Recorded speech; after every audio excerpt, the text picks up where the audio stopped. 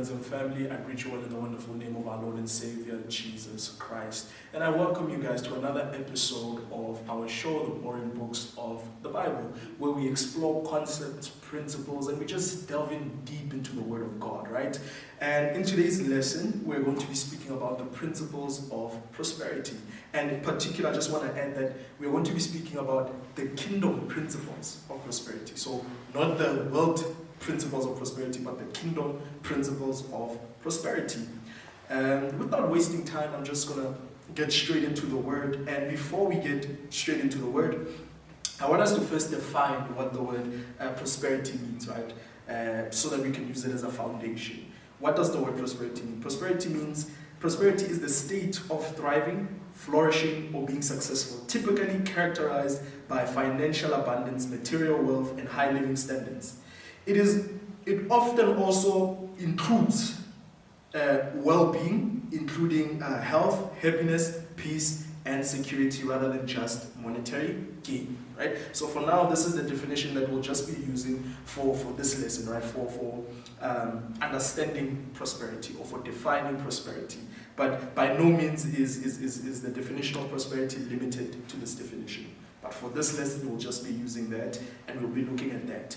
Now, what we're really going to be doing in this lesson is we are going to be looking at the patterns and the principles that govern prosperity, right? In other words, if we want to find out how we can come to a place where we experience prosperity, we are asking the question, what are the things that we are supposed to be doing, or what kind of life are we supposed to be living in order to experience prosperity, right?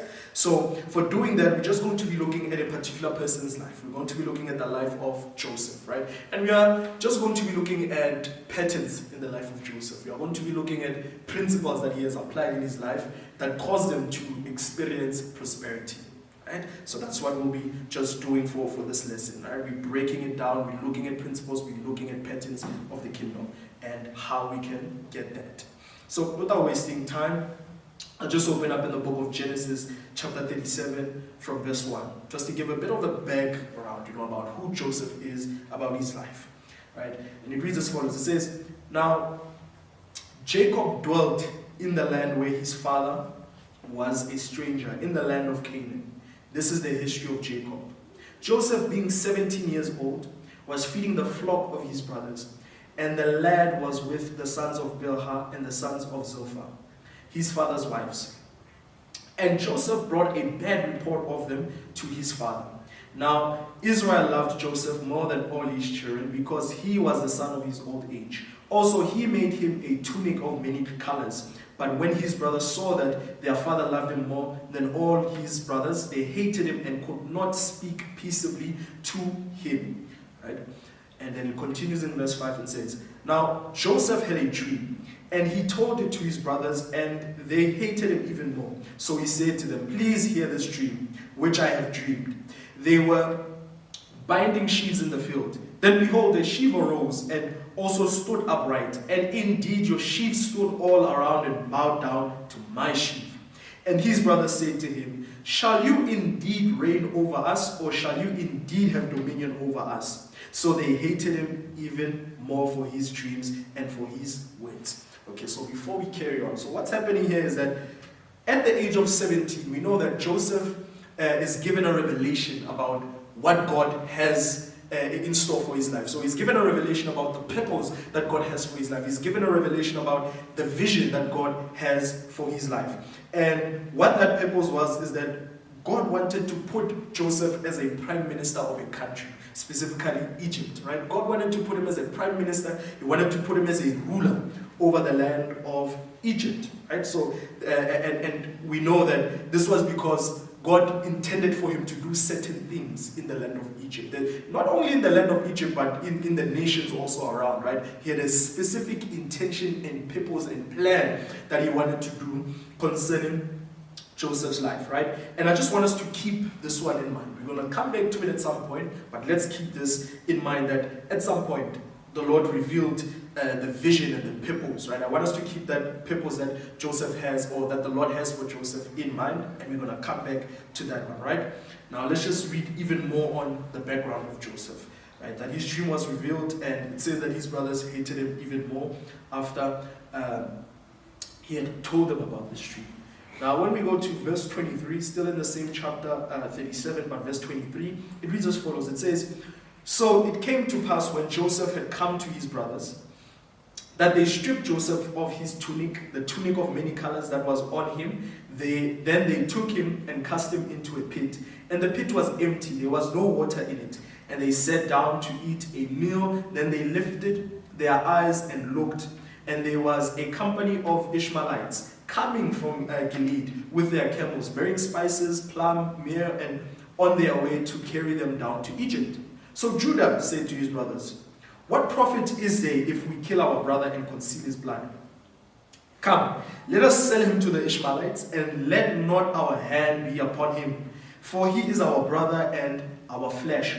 And his brothers listened. Then Midianite traders passed by, so the brothers pulled Joseph up and lifted him out of the pit and sold him to the Ishmaelites for 20 shekels of silver, and they took Joseph to Egypt." Right? So now what happens here is that we find out that at some point, Joseph was telling his brothers and his father about his dream, the vision that God has for him, the purpose that God has for him, and then we know that his brothers hated him. And then it says that his brothers then plotted against him. They plotted against him, and they made a plan to, in fact, they wanted to kill him at first. But then it says after that, after some discussions amongst themselves, they ended up saying, okay, we'll just sell him. And then they sell Joseph, and he's sold to Ishmaelites, right? He's sold to also Midianite traders, right?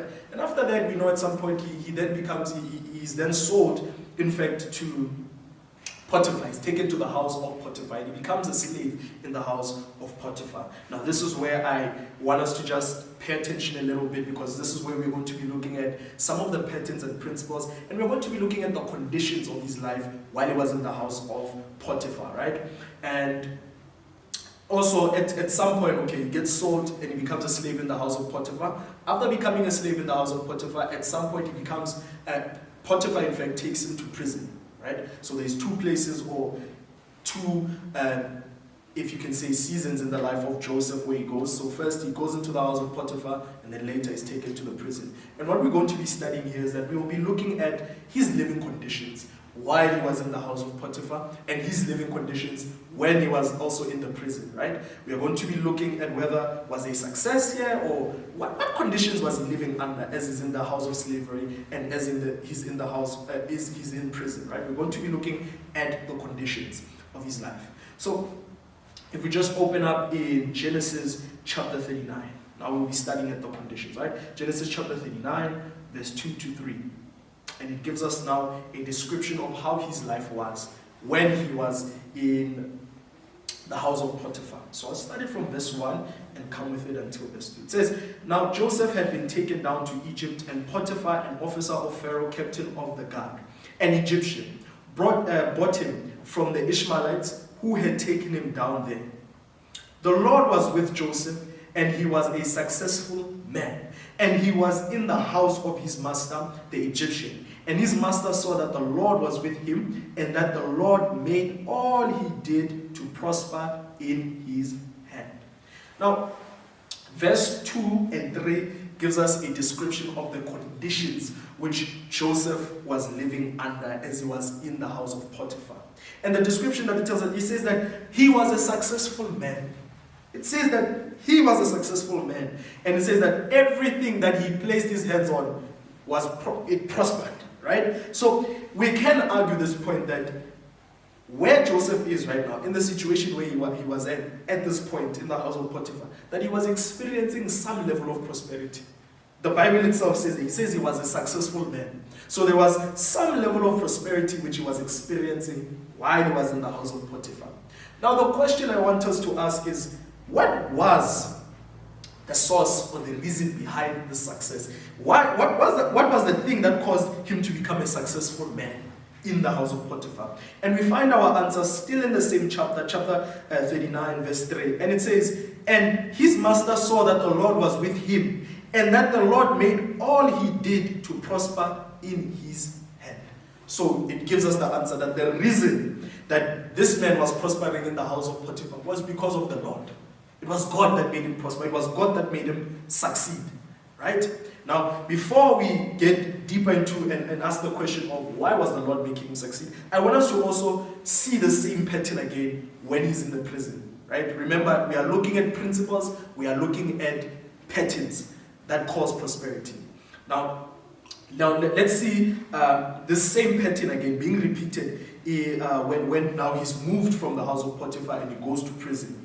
If you're still in the same chapter, Genesis chapter 39, just in verse 21. Now he's in the prison, and it's going to tell us about his living conditions as he's in the prison. From verse 21 it says, I'll just read it from verse 20 first. It says, then Joseph's master took him and put him into the prison, a place where the king's prisoners were confined. And he was there in the prison. But the Lord was with Joseph and showed him mercy, and he gave him favor in the sight of the keeper of the prison. And the keeper of the prison committed to Joseph's hand all the prisoners who were in the prison. Whatever they did, there it was his doing. And then it says in verse 23, the keeper of the prison did not look into anything that was under Joseph's authority, because the Lord was with him, and whatever he did, the Lord made it prosper. Again, it gives us a description about the conditions of Joseph's life. It says that he was prospering. It says it right there in verse 23. It says that everything that he did, the Lord made it to prosper. It says everything that he did, the Lord made it to prosper. So again, we are seeing a common thread here, that while he was in the house of Potiphar, there was prosperity in his life. Right? Now that he's in the prison, there's also prosperity again in his life. Right? Now we ask again that question, what is the cause of his prosperity while he's in the prison? And the answer, we find it again in verse 23. It says that because the Lord was with him, and whatever he did, the Lord made it prosper. Again, it's a common thread. It tells us that the cause of his success or prosperity was the Lord. So we know that the source of his success is God. Right? The source of Joseph's success is the Lord. Now, you might want to ask the question of why? Why was the Lord causing him to prosper? Why was God causing Joseph to prosper? What are the reasons for God causing Joseph to prosper? And you can even further ask because in both the scriptures it repeats this point that the Lord was with him. It says that the Lord was with Joseph. Why was the Lord with Joseph? What made Joseph, if I could use the word special, that the Lord should be with him? Why Joseph specifically did the Lord have to be with him? And let's try and find out the answer behind that question of why was the Lord with him. And if we open up in the book of Genesis chapter 45, it will give us the answer of why the Lord was with Joseph and why he made him prosper in all that he did. So Genesis chapter 45 verse 5, starting from verse 5.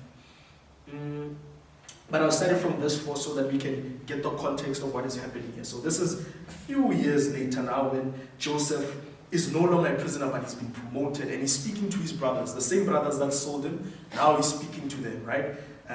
So it says, and Joseph said to his brothers, please come near to me. So they came near. Then he said, I am Joseph, your brother, whom you sold into Egypt. But now do not therefore be grieved or angry with yourselves, because you sold me here. For God sent me before you to preserve life. For these 2 years the famine has been in the land, and there are still 5 years in which there will be neither plowing nor harvesting. And God sent me before you to preserve life for you in the earth, and to save your lives by a great deliverance. So now it was not you who sent me here, but God, and he has made me a father to Pharaoh and Lord of all his house and ruler throughout the land of Egypt. Right? So now it's a few years have passed, and what we know that what happens is that he gets promoted. It really happens. The vision that God had for his life really happens, and he becomes a ruler in the land of Egypt. And now he's speaking to his brothers. And here's the interesting that he says to his brothers. He says that don't be angry that you guys sold me years ago. He says, it was not your doing that you sold me there, but it was God's plan all along. Right? It says, for God sent me before you to preserve life. It says it was God's plan all along that I go into the house of Potiphar. It was God's plan all along that I go into the prison so that I may be here. But why was it God's plan that those things should happen? He says, still in the same chapter verse 5, he says, for God sent me before you to preserve life. And then he continues and says, and God sent me before you to preserve for you a remnant on earth. In other words, he's saying that God had a purpose with his life. That the reason Nkulunkulu sent him into the house of Potiphar was mainly because God had a purpose for his life.